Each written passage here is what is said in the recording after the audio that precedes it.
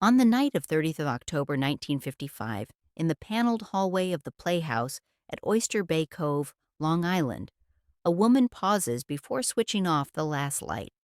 Hours earlier, Anne Woodward had sat at a dinner in honor of the Duke and Duchess of Windsor, seated among people who still called themselves the 400 in private, though Mrs. Astor had been dead for half a century. Now, in her own house, she smooths the fingers of one long white glove before peeling it away. The gesture, half habit, half armor. Newspaper clippings about a prowler in the neighborhood lie on a hall table beside engraved invitations. Somewhere in a Nassau County file, a photograph will later bear the caption, "Scene of the shooting of the century." A few hours from now, she will fire a shotgun in this corridor and tell the police, "I thought he was a burglar." What looks, in still photographs, like privilege at rest, is already the prelude to a verdict that society made long before any grand jury did.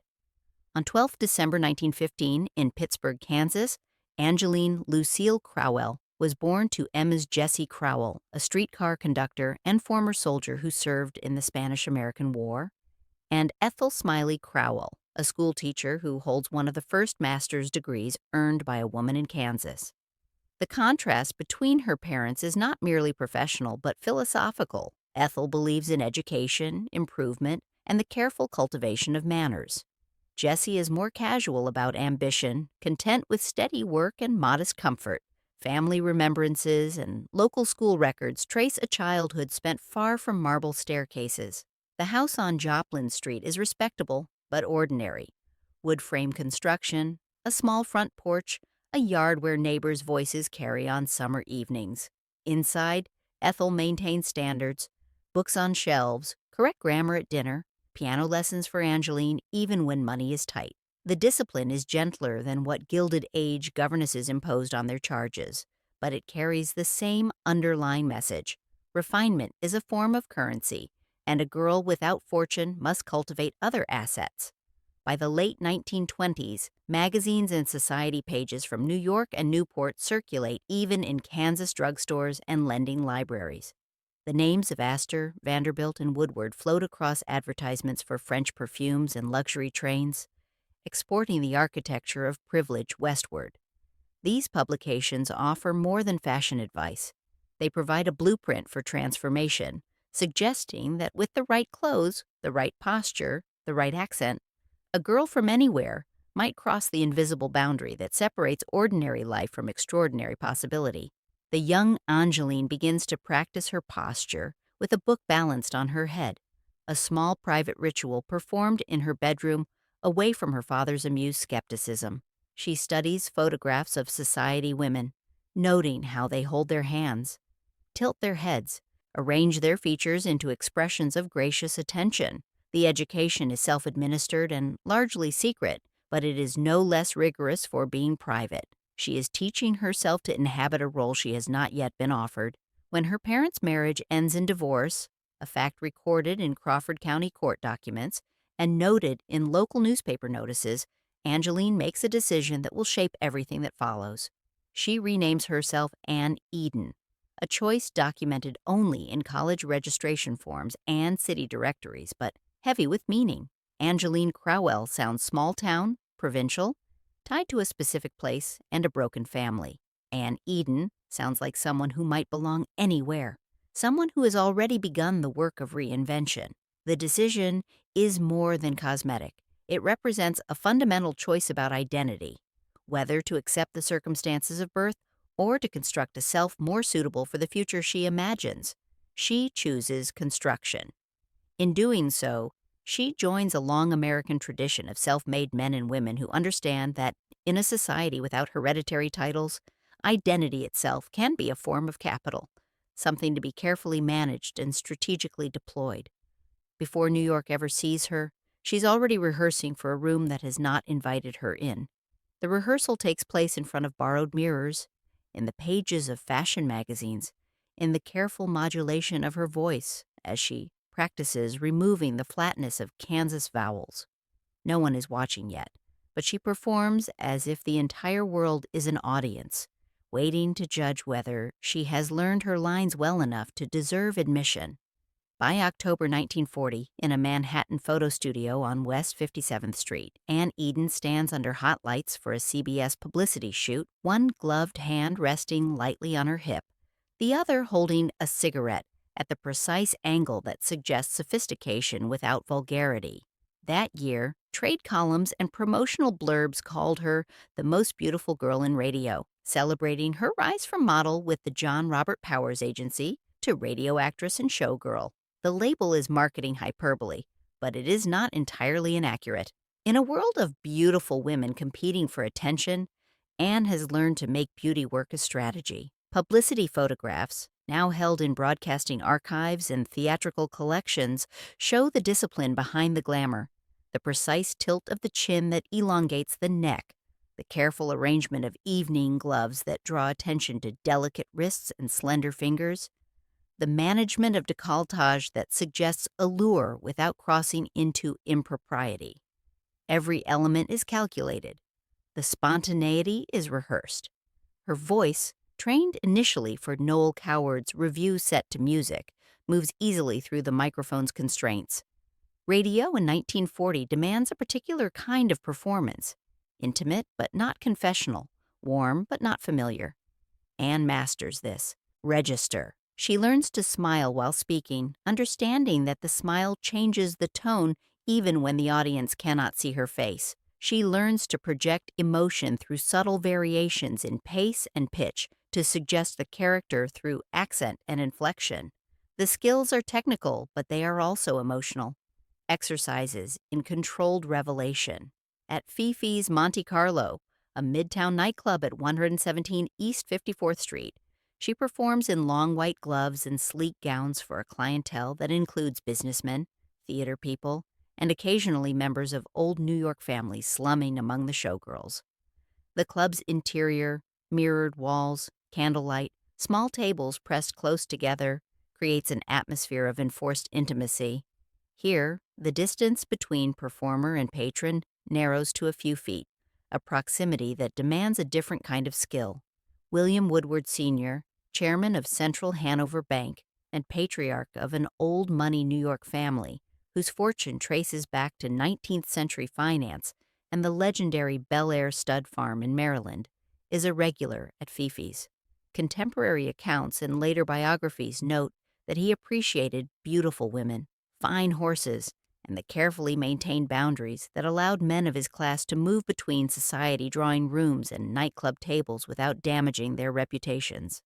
The etiquette here is not Newport's, but something adjacent and equally codified. Showgirls cultivate charm, timing, and the ability to make every wealthy man feel singled out without ever seeming to demand anything beyond the immediate transaction, a drink, a compliment, perhaps a gift. The successful ones understand that the performance is not about revealing oneself, but about reflecting back to the patron an image of himself as generous, discerning, worthy of attention from a beautiful woman who appears to have choices. Anne's gloves are now tools, not merely ornaments. They extend the line of her arm, draw attention to her gestures, and provide a small ritual of removal that can be timed for maximum effect. In the club's mirrored walls, she can see herself as the patrons see her, poised, glamorous, just out of reach. The mirrors multiply her image, creating the illusion of abundance, of a room full of beautiful women, when there are only a few. In this reflected world, Anne Eden studies herself and makes small adjustments, a shift of weight, a change in the angle of her smile, perfecting the performance that will eventually catch the attention of William Woodward Jr. In the nightclub's mirrored wall, the future wife of a banking heir is rehearsing how to be seen and not entirely known. The skill will serve her well until the night when being unknowable becomes indistinguishable from being suspect. On a June day in 1943, far from the Manhattan clubs and far from the society weddings that fill the pages of the New York Times, Anne Eden marries William Billy Woodward Jr. at St. Luke's Memorial Episcopal Church in Tacoma, Washington, while he is serving as a naval officer during the Second World War. Church records and brief society write-ups mark the event as a union between an ambitious Midwestern actress and the heir once described in gossip columns as America's most eligible bachelor, son of William Woodward Sr. and Elizabeth Elsie Crider Woodward of the old money Crider family. The wedding is quiet, almost furtive, lacking the elaborate ceremony that might be expected for the marriage of a Woodward heir. The reasons for this modesty are multiple. War imposes certain constraints on celebration, rationing, travel restrictions, the general sense that ostentatious display is inappropriate when young men are dying overseas. But there are other reasons too. Billy's mother, Elsie, opposes the match.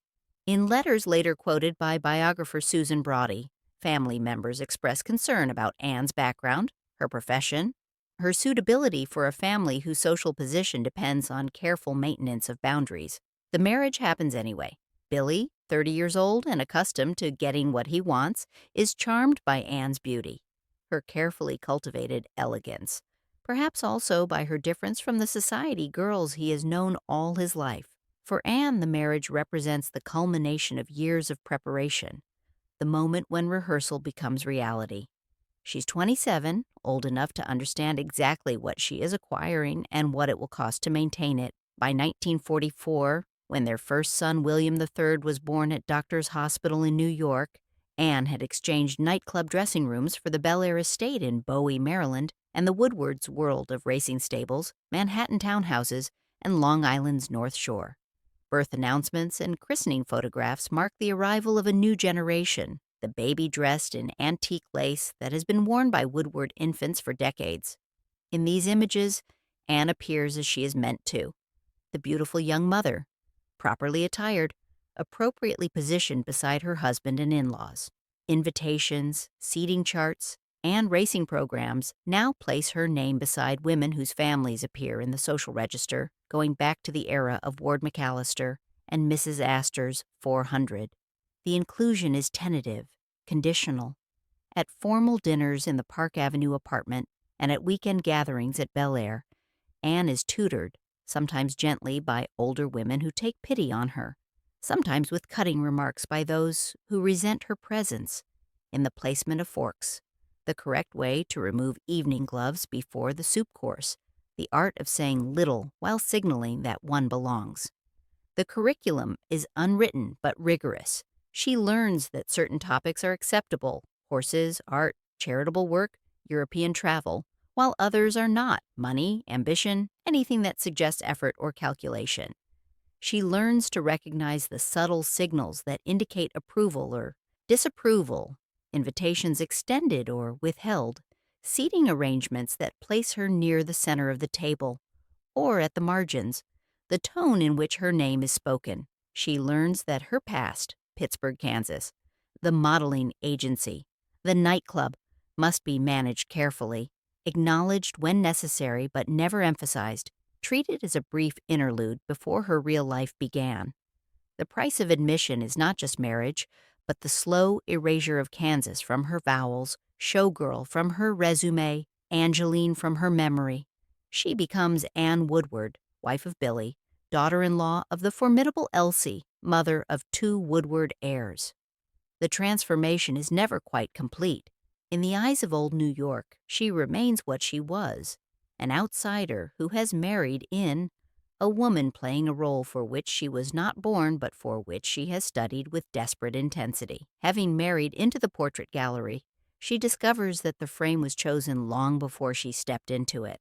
The discovery does not arrive all at once but accumulates slowly, in 1,000 small moments when she feels the weight of scrutiny. The sense that she is always being evaluated against standards she can never quite master, because she learned them too late. By the mid-20th century, the 400 are technically gone. Mrs. Astor died in 1908. Ward McAllister's carefully curated list of New York's social elite has long since lost its official status, but their logic remains embedded in the architecture of American high society. New York's old money families, Astors, Criders, Woodwards, Vanderbilts, trace their social authority back to the Gilded Age, when wealth alone was not sufficient for admission to the most exclusive circles. One needed the right lineage, the right education, the right connections, and above all, the right performance of refinement that signaled one's distance from the grubby business of actually making money. The Woodward family fortune originated in the 19th century through banking and finance, but by the 1940s it has been laundered through multiple generations into something that appears almost aristocratic. The family's Bel Air stud farm, established in Maryland in 1898, represents the transformation of industrial capital into landed estate, business acumen into sporting tradition. The thoroughbred horses bred at Bel Air, including the legendary Nashua, who will become one of the greatest racehorses of the 1950s, serve as living symbols of the family's status, their bloodlines as carefully documented as any European aristocrats. Anne Woodward enters this world at the moment when its rituals, summer at Newport, racing at Saratoga, winters in Palm Beach, have become as codified as court ceremonies, yet as vulnerable to scandal as any small town. The etiquette manuals change, social registers are updated, but the fundamental architecture of privilege does not. Membership still depends on birth, marriage, and the careful performance of belonging. The standards are never written down completely, which makes them more powerful, not less. One is simply expected to know, and the fact that Anne must learn what others absorbed from childhood marks her permanently as different. The world she has entered is smaller than it appears. The same families vacation at the same resorts, attend the same schools, marry within the same circles. Scandal travels quickly in this enclosed environment. Reputations, once damaged, are almost impossible to repair. For a woman, the rules are especially rigid. One must be beautiful but not vain, accomplished but not ambitious, charming but not forward. The margin for error is narrow, and for someone like Anne, beautiful, ambitious, unmistakably an outsider, the margin is narrower still. By 1945, in the dining room of the Woodward's Park Avenue apartment, a building on the Upper East Side where old money families maintain pied-à-terre for the social season, Anne is no longer paid to perform. She is expected to. The difference is subtle but profound. As a showgirl, she controlled the terms of her performance, decided when to smile and when to retreat backstage. As Mrs. William Woodward, Jr., she is always on stage, always being observed, never entirely off duty. Dinner party photographs from society pages show her in couture gowns by Maine Boucher and Balenciaga, seated beside ambassadors and racing men, her expression somewhere between composed and vigilant. The photographs capture what is meant to be seen: elegance, beauty, the successful integration of a new wife into an old family. They do not capture the tension in her shoulders, the careful monitoring of every word before she speaks, the constant awareness that she is being judged against standards she learned too recently to ever fully internalize. Behind each photograph lies a curriculum not unlike a finishing school's, but administered privately through observation and occasional correction. She learns which topics interest which guests, how to guide conversation without dominating it, when to laugh, and when to maintain dignified silence. She learns the history of the Woodward family's horses, the lineage of their most important stallions and mares, so she can discuss racing with the men who gather at Bel Air. She learns to recognize important artworks and architectural styles, to have opinions that are informed but not too strongly held. The education extends beyond social graces to the management of a large household. The Park Avenue apartment requires staff, a butler, a cook, maids. Bel Air requires many more: grooms, trainers, groundskeepers, household staff. Anne must learn to supervise these people with the authority of an employer, but without the harshness that might mark her as insecure in her position. She must remember names, birthdays, the small courtesies that maintain loyalty. She must know when to intervene in disputes and when to let the senior staff handle matters themselves. Biographer Susan Brody notes that Billy's mother, Elsie, initially opposed the marriage and that acceptance into the family's inner circle came slowly, if at all. Elsie Woodward, a formidable woman who has spent her life maintaining her family's social position, makes clear through small gestures: the placement of Anne at dinner parties, the coolness of her greetings, the stories she tells about Billy's childhood that exclude Anne from the family's shared history, that Anne's presence is tolerated but not welcomed. In private, Anne continues the small ritual from her showgirl days, smoothing the fingers of her white gloves before entering a room, a gesture that takes only a second but serves as a kind of psychological preparation. The gloves themselves are expensive now, kid leather from Paris, custom fitted, nothing like what she wore at Pfeffy's. But the ritual remains the same, a moment to compose herself, to remember who she is supposed to be, to step into the performance with full commitment. The human cost is subtler than scandal. It registers not in dramatic confrontations, but in the constant low-level stress of knowing that one wrong move can confirm every suspicion about where she came from. A grammatical error, a reference that reveals unfamiliarity with the cultural touchstones that educated people are supposed to share, a moment of visible ambition or calculation. Any of these can damage the careful construct she has built. The fear of exposure is constant, exhausting, and largely invisible to everyone except Anne herself. Her new education offers no diplomas, only the absence of open humiliation. Success is measured not by what is said, but by what is not said, not by praise, but by continued inclusion. It is an education in anxiety management, in the suppression of spontaneity, in the careful calibration of every word and gesture. And it is an education that will never end, because there is no final exam, no moment when she can be certain she has passed. On 12th June 1947, with the birth of their second son, James, Jimmy at Doctor's Hospital in New York, the Woodwards' domestic portrait looks complete. 2 healthy boys, a banking fortune, a stud farm that produces champion horses, summers by the sea, winters in Palm Beach. Society photographers capture the family at Bel Air, the boys in sailor suits, Anne in tailored dresses that photograph well, Billy in tweeds with a dog at his side. The images suggest harmony, prosperity, and the successful continuation of an American dynasty. Yet court papers and later biographies report that by 1947, only 4 years into the marriage, Billy had already asked Anne for a divorce. The reasons are multiple and mutually reinforcing: Billy's affairs with other women, Anne's retaliatory affairs, arguments about money and social standing, fundamental incompatibility between a man raised in absolute security and a woman driven by the fear of losing everything she has fought to gain.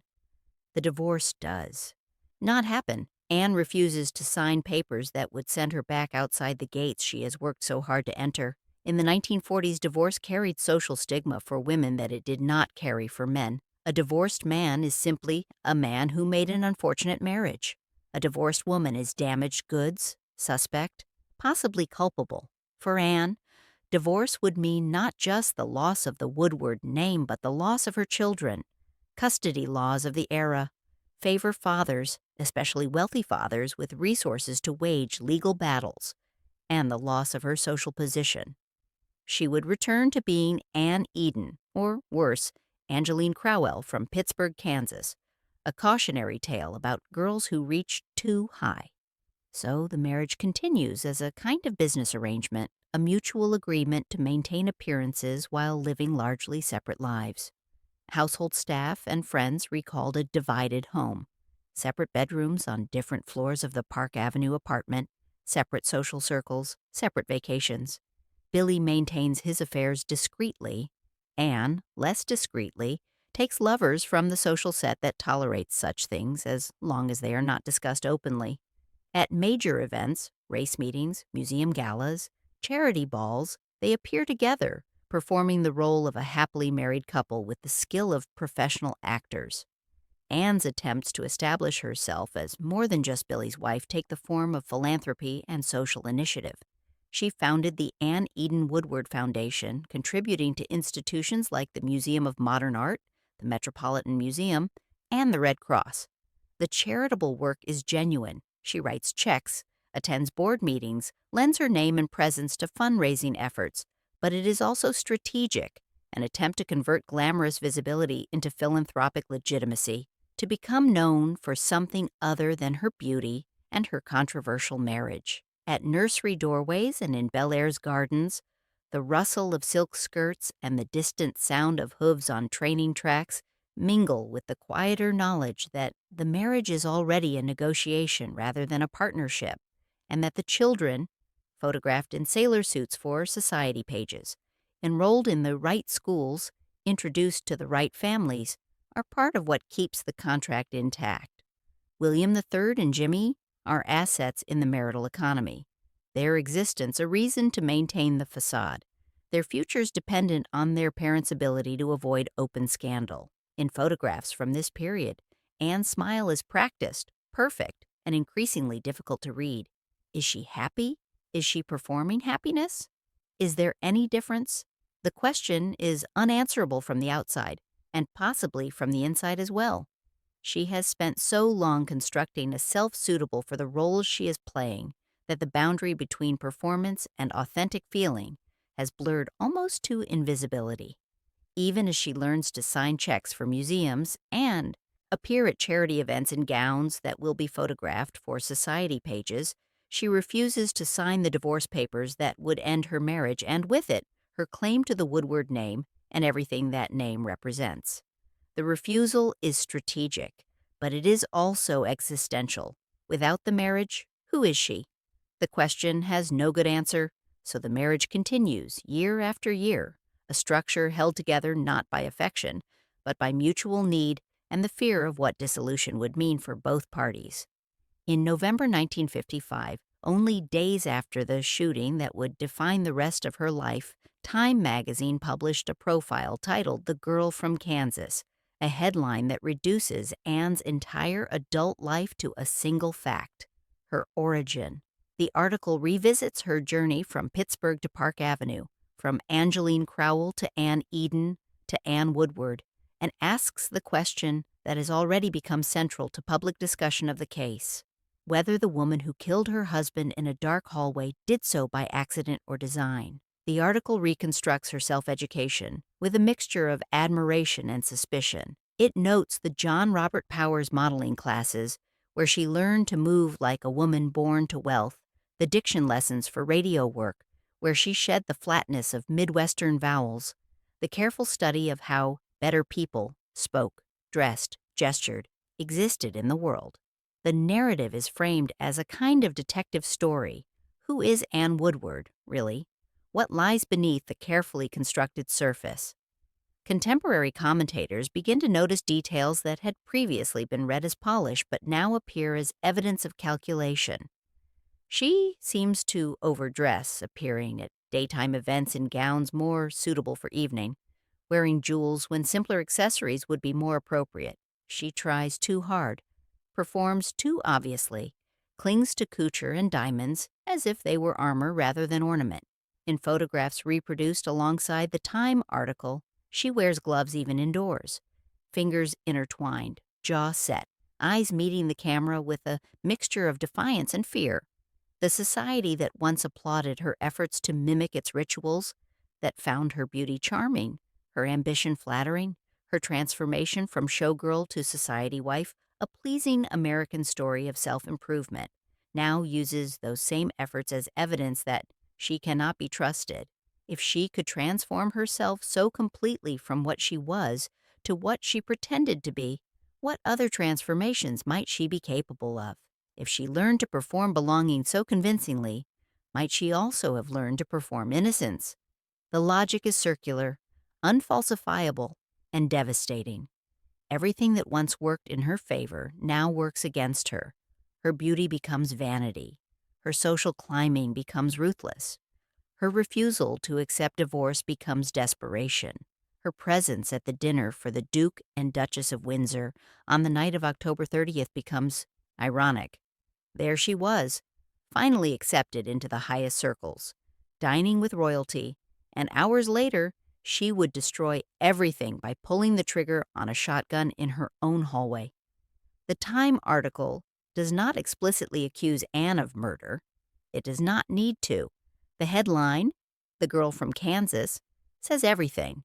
It reminds readers that Anne Woodward was not born to the world she inhabited, that she was an outsider who married in, and that outsiders can never be fully trusted because their loyalty is always suspect, their performance always potentially fraudulent.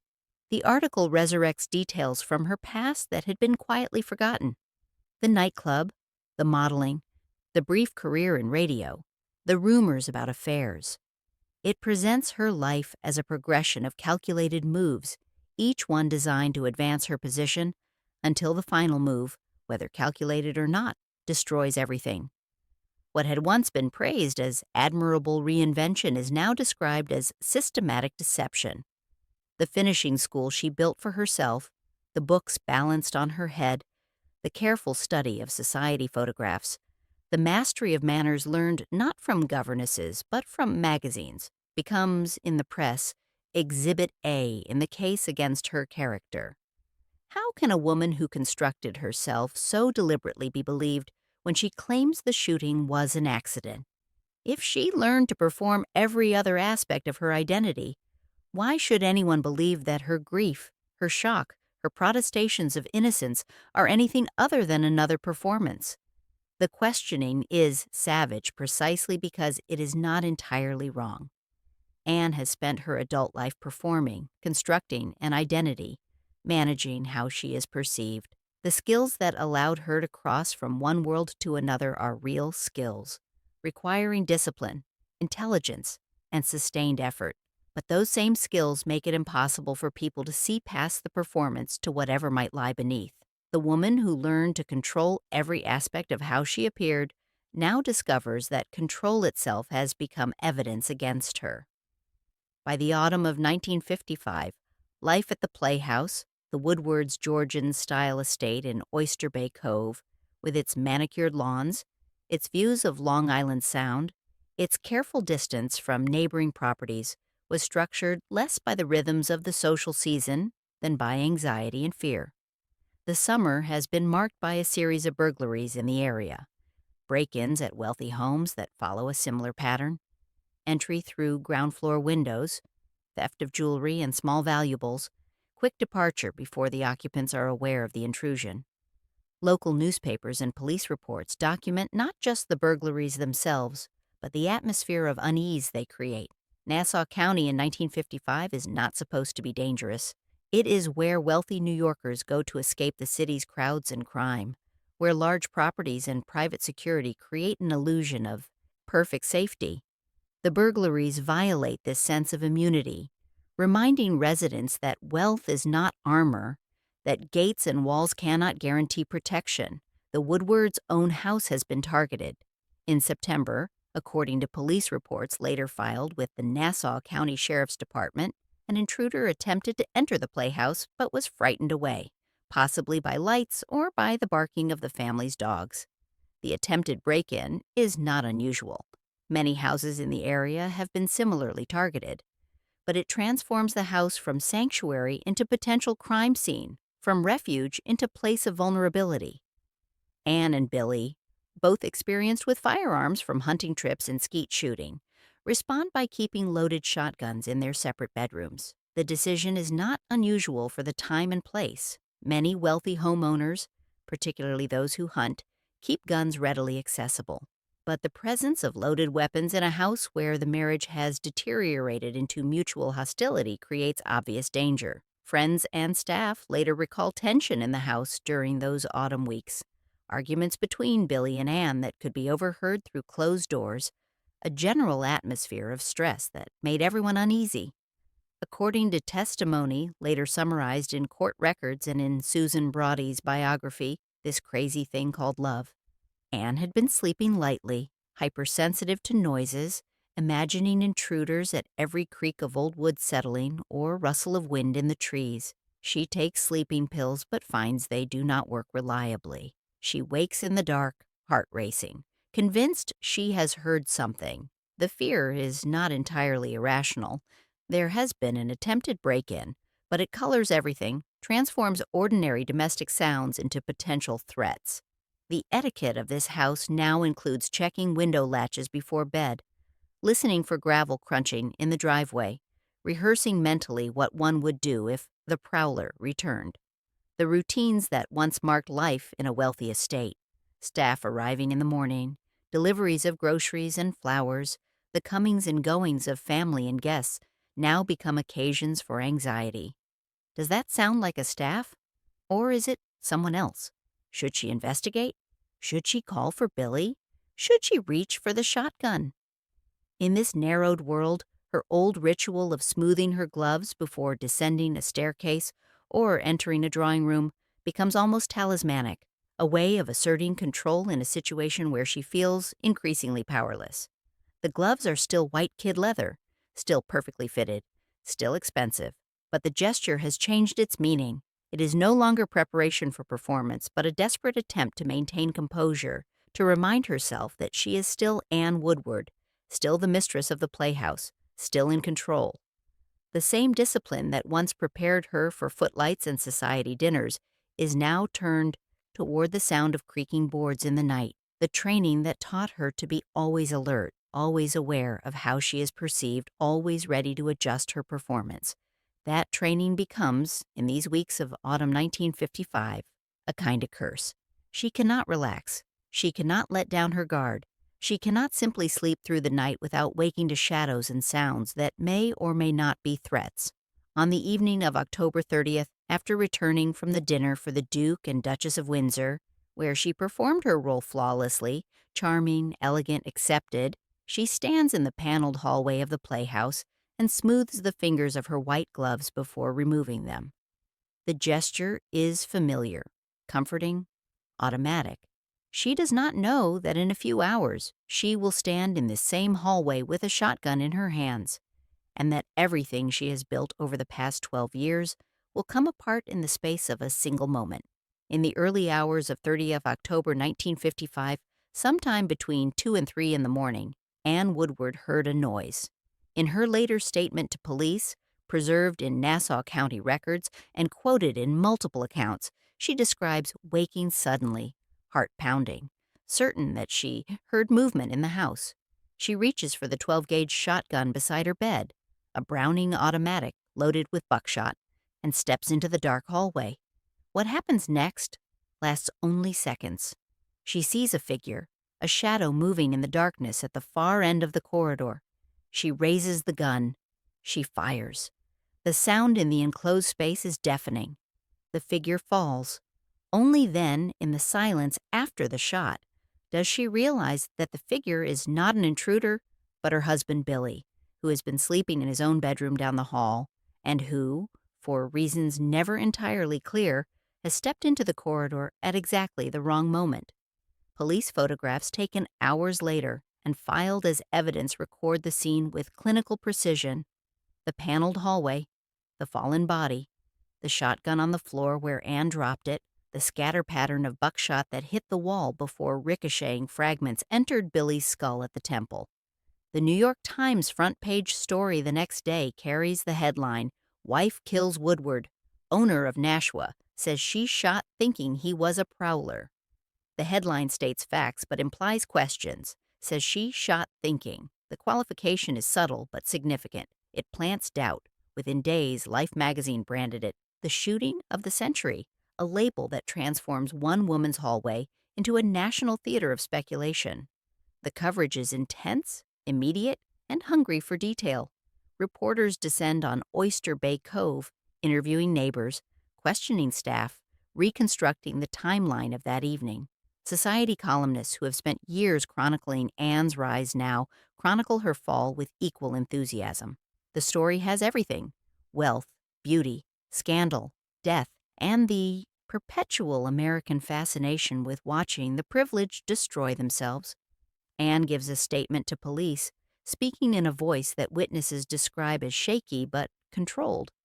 "I thought he was a burglar. I thought he was the prowler. I didn't know it was Billy." She repeats these phrases multiple times, as if repetition might make them more believable. The investigating officers note that she appears to be in shock, white-faced, trembling, struggling to answer simple questions. They also note details that will later be used against her in the court of public opinion. She's wearing an expensive negligee, her hair and makeup are perfect despite the hour. She seems more concerned with how she appears than with the fact that her husband is dead. The grand jury convenes quickly. Nassau County District Attorney Frank Gullotta presents evidence, calls witnesses, lays out the circumstances of the shooting. The proceedings are brief, Only a few hours of testimony, and the conclusion comes even more quickly. After just 30 minutes of deliberation, the grand jury declines to indict Ann Woodward, concluding that the shooting was accidental. The legal system, at least, believes her story. At a press conference held shortly after the grand jury decision, Elsie Woodward, Billy's mother, the woman who opposed Ann's marriage to her son, the matriarch who has never fully accepted her daughter-in-law, makes a statement that will be quoted for decades. "I know Ann loved Billy very much," she says, her voice steady, her face composed, and the shooting could be nothing but an accident. The statement is remarkable for multiple reasons. It comes from a woman who has every reason to want Ann prosecuted. It contradicts the whispers already circulating in society that the shooting was deliberate, and it effectively ends any possibility of criminal prosecution, because if Billy's own mother believes it was an accident, what jury would convict?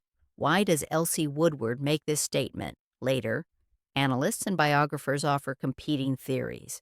Perhaps she genuinely believes Ann is innocent. Perhaps she wants to protect her grandsons from the trauma of seeing their mother prosecuted for their father's death. Perhaps she wants to protect the Woodward name from further scandal, understanding that a murder trial would expose every detail of Billy and Ann's dysfunctional marriage to public scrutiny. Perhaps she simply wants to move on, to bury her son, and close this chapter as quickly as possible. The truth is unknowable, lost in the silence of a woman who has spent her entire life understanding that certain things are not discussed publicly, even when, especially when, they are true. Legally, the case closes with the grand jury's decision. The shooting is ruled accidental, no charges are filed, Ann Woodward is free to return to her life. But socially, legally, the verdict is only the beginning. In the drawing rooms and country clubs where Ann has fought so hard to belong, a different trial is just beginning, and this one will have no statute of limitations. By mid-November 1955, in a wood-paneled courtroom in Mineola, Nassau County, the architecture of privilege was briefly replaced by that of the law. For a few hours, Ann Woodward is not a society wife, but a potential defendant, not a member of old New York families, but a citizen subject to the same criminal justice system as anyone else. The courtroom is crowded with reporters, curiosity seekers, and a few society friends who have come either to support Ann or to observe her humiliation, depending on their loyalties and their assessment of her guilt or innocence. Transcripts preserved in Nassau County records describe Ann arriving in a dark suit and gloves. Still gloves, always gloves, the armour she cannot remove even here, and answering questions about the prowler, the loaded shotgun, the series of burglaries that had frightened residents throughout the area. Her voice is steady but quiet. She does not cry. Some observers will later cite this as evidence of her guilt. What innocent woman would not cry? While others interpret it as dignity under pressure, the same self-control she has cultivated throughout her adult life. The hearing lasts only a few hours. The evidence is straightforward. A woman, frightened by reports of burglaries, hears a noise in the night, takes her gun, sees a figure in the dark hallway, fires, and discovers she has killed her husband. The questions whether this sequence of events constitutes criminal negligence, reckless endangerment, or something worse. The grand jury deliberates for 30 minutes and declines to indict. The legal system has spoken. It was an accident, yet the language used around Ann in the days and weeks following the grand jury decision reveals that legal innocence does not translate to social exoneration. Reporters and columnists persistently describe her not as widow, but as showgirl wife, former beauty queen, the girl from Kansas. The modifiers are always there, always reminding readers of where she came from, implying that her origins remain relevant to the question of her character. The subtext is clear. A woman who could transform herself from Angeline Crowell to Ann Woodward might be capable of any transformation, including from wife to widow, by deliberate act. The social contract she entered in 1943, marriage as entrance ticket, is now renegotiated as a question. Can such a woman ever be presumed innocent when her husband is rich, well-connected, and dead? The law says yes. The 400 or what remains of them, say no. Invitations that Anne might have expected, to charity galas, museum openings, private dinners, do not arrive. Friends become suddenly busy. Phone calls go unreturned. At restaurants, people change tables when she enters. The ostracism is not total or immediate, but it is real, and it is relentless. Some of the cruelty is indirect, expressed through silence and absence rather than direct accusation, but some are overt. Rumors circulate that Billy was about to divorce Anne, that the marriage was on the verge of collapse, that the shooting, whether intentional or not, saved Anne from losing everything. Other rumors suggest she had lovers, that Billy had lovers, that the marriage was a sham held together only by concern for the children and family reputation. None of these rumors is entirely false, but their circulation serves a purpose: to establish that Anne Woodward's marriage was troubled, and therefore that Billy's death served her interests, and therefore that the shooting might not have been accidental after all. The grand jury cleared her name on paper, finding insufficient evidence to proceed with criminal charges. But society, operating by different rules and different standards of proof, quietly enters a different verdict in its own ledger. Anne Woodward is guilty, not necessarily of murder in the legal sense, but of being wrong, being different, being someone who never quite belonged, and who has now confirmed every suspicion that was held about her from the beginning. The divorce Billy once wanted is achieved through death, and this time, Anne cannot refuse it. She is separated from the Woodward family not by legal decree, but by social pressure and mutual desire for distance. She remains technically a Woodward, mother to William III and Jimmy, but the connection is tenuous, maintained through the children and through the trustees who manage the inheritance that will eventually pass to her sons. The family tolerates her presence at necessary occasions, birthdays, graduations, holidays, but the warmth, such as it was, is gone completely. In the years to come, Anne will sometimes tell people that she is a widow, emphasizing the loss she has suffered, but the emphasis always feels strategic, as if she is trying to claim victim status, to reframe the narrative from one in which she is suspect to one in which she is bereaved. The effort is understandable, but largely unsuccessful. Once a verdict has been reached in the court of public opinion, it is almost impossible to appeal. The trial may be over, but the sentence, exile from the world she fought so hard to enter, has only just begun.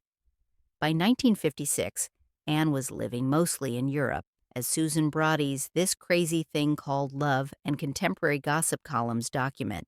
Paris, the Riviera, St. Moritz, Venice, moving through hotels and rented villas where old New York money winters among European aristocrats, displaced royalty, and the international set of wealthy people whose money allows them to live anywhere and belong nowhere in particular. The move is partly strategic, easier to avoid hostile stares and dropped invitations when one is 3,000 miles from New York, and partly necessary. She's no longer welcome in the drawing rooms that once grudgingly made space for her. In Europe, she encounters a world parallel to the one she left, but organized by different principles. European society, particularly in places like the Riviera and St. Moritz, is more forgiving of scandal, more accommodating of people with complicated pasts, more interested in present wealth than in family history. Here, Anne can be simply a wealthy American widow, rather than the woman who shot her husband. The reinvention is never complete. Her story precedes her, whispered by other Americans, recounted in gossip columns that circulate internationally. But it is possible to move more freely, to breathe without feeling constantly observed. Here she encounters Truman Capote, the writer who is already cultivating his famous circle of wealthy women he will call his swans: Babe Paley, Slim Keith, Gloria Guinness, C.Z. Guest, women of impeccable social credentials who provide him with material, companionship, and entree to worlds he could not otherwise access. Capote is himself an outsider, short, effeminate, openly gay in an era when homosexuality is both criminal and socially ruinous, from a broken Southern family, making his way in New York society through charm, wit, and literary talent. Biographer Roseanne Montijo, in her book Deliberate Cruelty, describes a meeting in St. Moritz in the late 1950s where Anne and Capote cross paths at a party. The details of the encounter vary in different accounts, but the essential facts are consistent. Anne, aware of Capote's growing influence and his friendship with many of the women who have now excluded her, makes a cutting remark about his appearance or his sexuality. Capote, never one to let an insult pass, responds by christening her Mrs. Bang Bang, a nickname that immediately circulates through the international social circuit, and that will cling to Anne for the rest of her life. The nickname is vicious in its precision. It reduces Anne's entire complex, tragic story to a punchline. It makes her into a cartoon, a figure of fun rather than tragedy. It signals to everyone that she is not to be taken seriously, not to be treated with respect, that mockery is the appropriate response to her presence. For Capote, the nickname is a small revenge, a demonstration of his power to shape narratives and control reputations through clever turns of phrase. For Anne, it is another burden, another mark of exclusion, another reminder that no matter how far she travels, she cannot escape the shooting that defines her. Photographs from these years show Anne in the severe architectural lines of Balenciaga, the designer whose clothes appeal to women who want to be taken seriously, whose minimalism suggests refinement rather than showgirl glamour. She is still impeccably gloved, still carefully composed, but often alone at cocktail tables or standing at the edge of group photographs, present but not quite included. Her beauty, which once opened doors, now seems like a form of accusation. She is too beautiful, too carefully maintained, too visible. People wonder, why does she try so hard? What is she hiding? What is she performing? She continues her philanthropic work through the Anne Eden Woodward Foundation, supporting museums, hospitals, and cultural institutions. She collects Chinese antiquities and couture pieces that will later enter museum collections, as if to ensure that some part of her will one day be accepted in a different kind of canon, preserved not for who she was, but for what she owned. The collections are serious, reflect genuine knowledge and taste, but they also serve a defensive purpose. If society will not remember her kindly, perhaps museums will, or at least will remember the objects she once possessed. The exile is not total.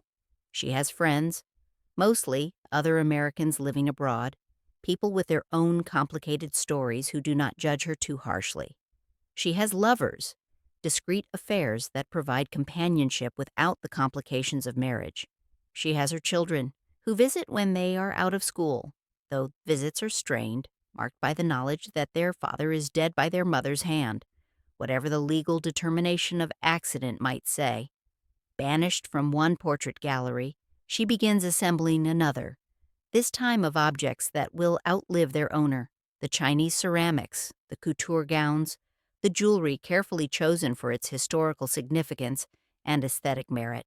All of these will eventually be donated or sold to institutions that will preserve them. It is a form of legacy building, an attempt to ensure that Anne Woodward is remembered for something other than the shooting. Whether the strategy succeeds depends on how one measures success.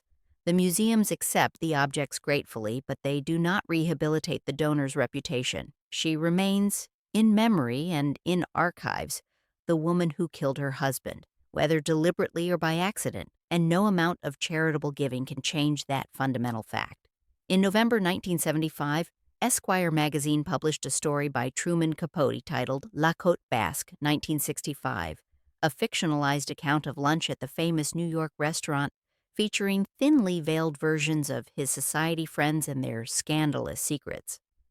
Among the characters is Anne Hopkins, a woman who shoots her husband and gets away with it, described in the story as a cold-blooded murderer who manipulated the legal system and her powerful mother-in-law into protecting her from prosecution. The fictional veneer is transparent.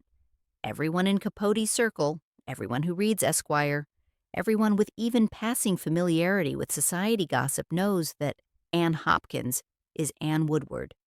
Capote has changed the name but kept every identifying detail: the nightclub background, the marriage to a wealthy heir, the shooting in a Long Island mansion, the grand jury that declined to indict, the mother-in-law's surprising statement of support.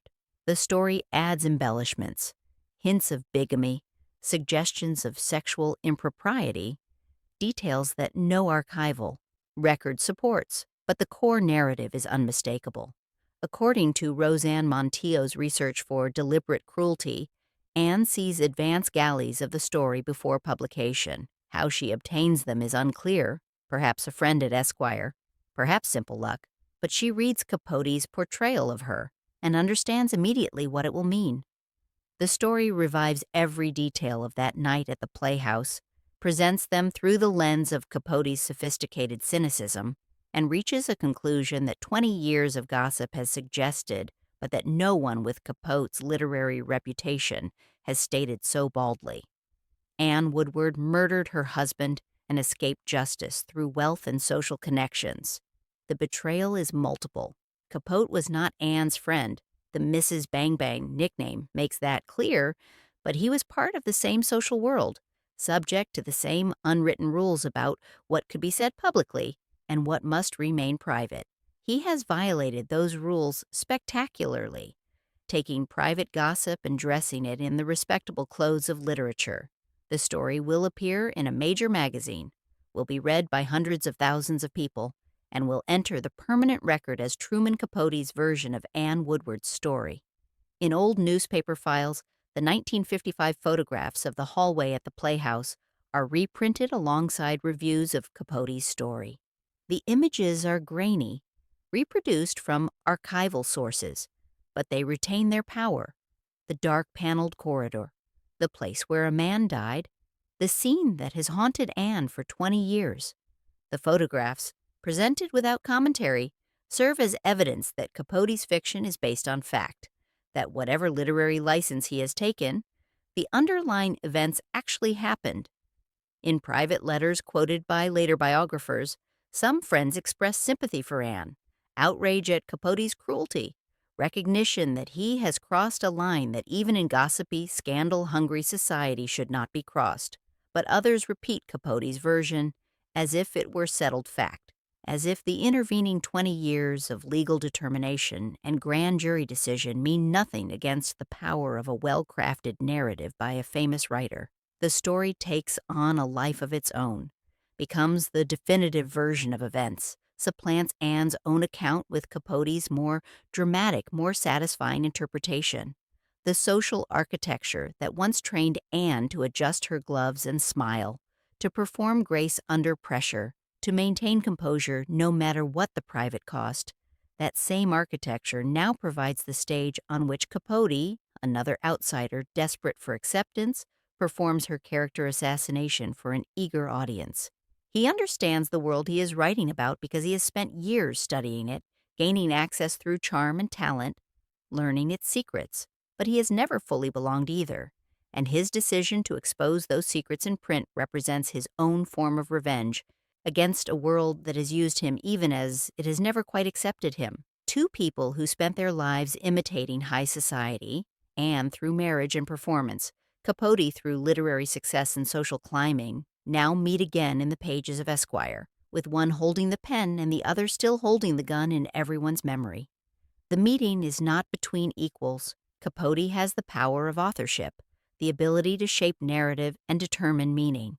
Anne has only her increasingly fragile insistence on her own innocence, her decades-old statement to police, her claim that it was an accident, that she thought he was a burglar, that she loved Billy despite everything that went wrong in their marriage. The story's publication marks the end of any possibility that Anne might eventually be forgiven, that time might soften the verdict society rendered 20 years earlier. Capote's version is too well written, too widely read, too perfectly calibrated to confirm what people have always suspected. It does not matter that much of it is speculation, that the embellishments cannot be verified, that the legal system found no evidence of murder. What matters is the story itself, the narrative arc that moves from ambitious showgirl to society wife to murderer, satisfying in its completeness, devastating in its implications. When the magazine reaches newsstands in November 1975, Anne Woodward understands that her social death, which has been gradual, negotiated, partial, is now complete. There is no coming back from this. There is no response she can make that will change minds or rehabilitate her reputation. she has lost the one battle that matters, the battle over how her story will be told. Capote has won, and the victory is total.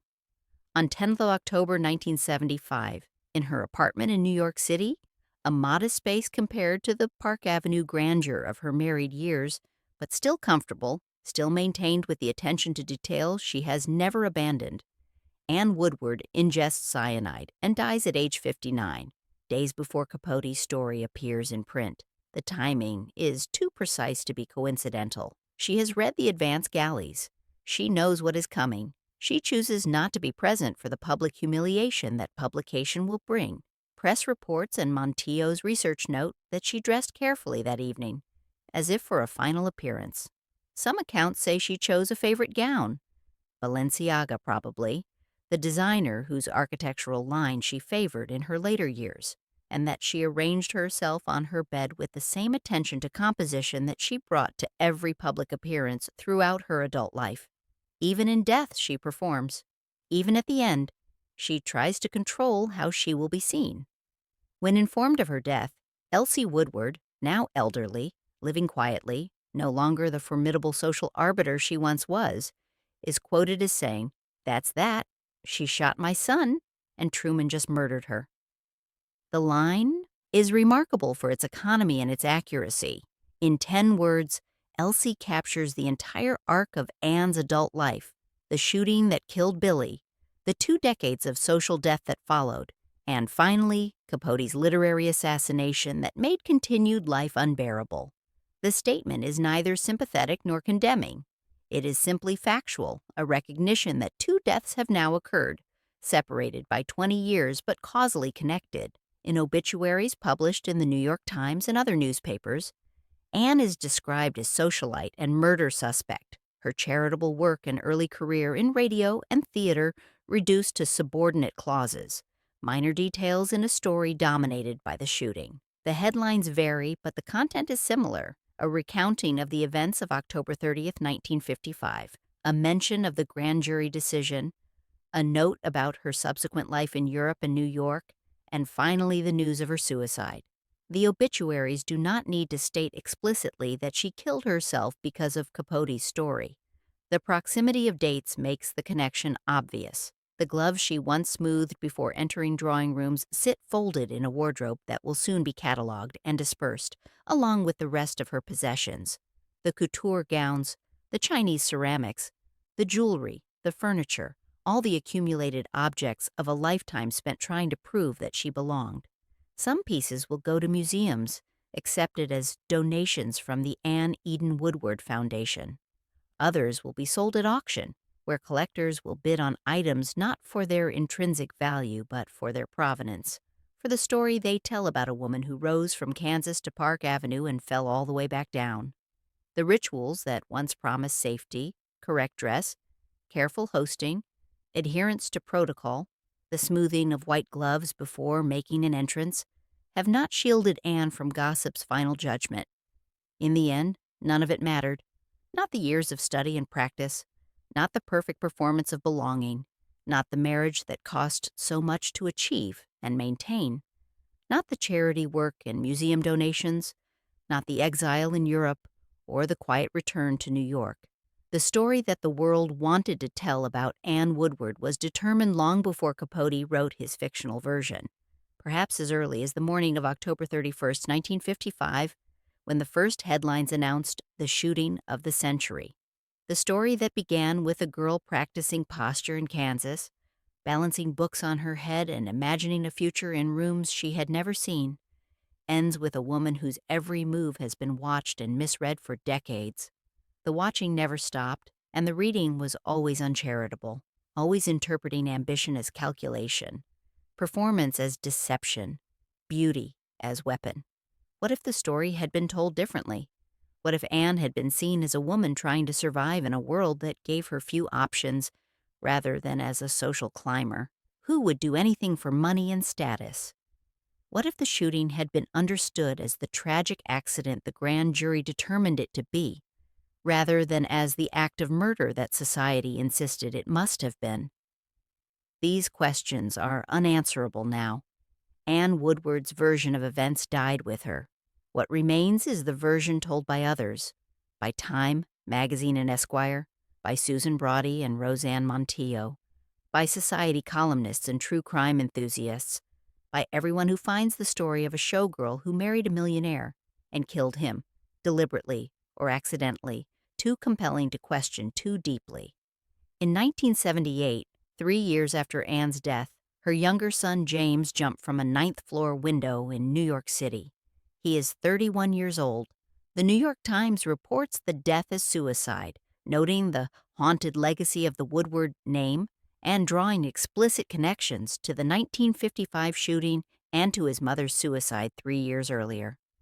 Friends and family describe Jimmy as never having recovered from his father's death, from growing up with the knowledge that his mother killed his father, from the weight of being a Woodward in a family where that name now carried tragedy rather than prestige. In 1999, Anne's elder son, William Woodward III, dies by suicide in a similar manner, jumping from a building in New York. He is 55 years old. Again, the Times reports the death in the context of family history. The recurring pattern of violent death that has marked the Woodwards since that October night in 1955. Woody, as he was known, had struggled with depression and alcoholism for years, had never quite found his place in the world, had lived in the shadow of events that occurred when he was still a child. The deaths of both sons raise questions that have no satisfactory answers. Were they inevitable, the result of genetic predisposition to depression combined with childhood trauma? Or were they the final casualties of that night in Oyster Bay Cove, delayed effects of a shooting that killed not just Billy Woodward, but in slower and more complicated ways? His entire family?